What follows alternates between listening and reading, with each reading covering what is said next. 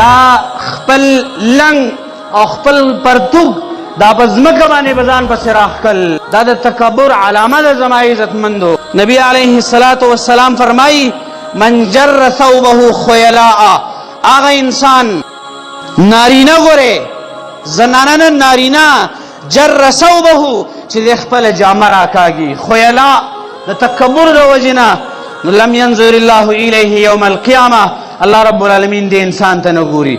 هر هغه انسان چې داغه پینسي دا د پړکو نه ښکتی نو دې انسان ته ګوره الله رب العالمین نه ګوري. دا حدیث په غور باندې واورئ.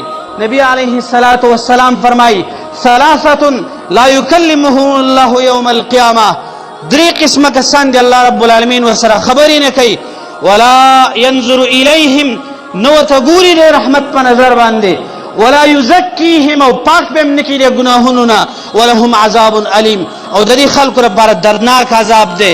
یو المسبل ازاره، هغه انسان چې دی هغه نارینه چې دی خپل پرتوګ د خپلو پړکو نه ښکته ساتي.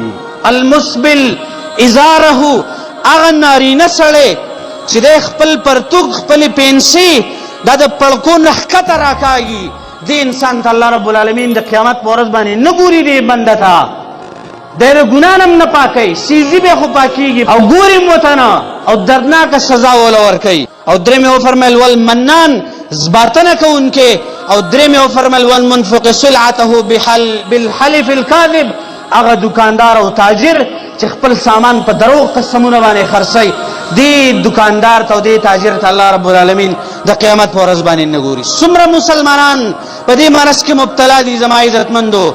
تاسو ګورئ خلکو ته هر سړی خپلې پنسۍ د ښکته راکاږي، دا د پړکو نه ښکته راکاږي، دا د تکبر علامه ده زما عزتمندو.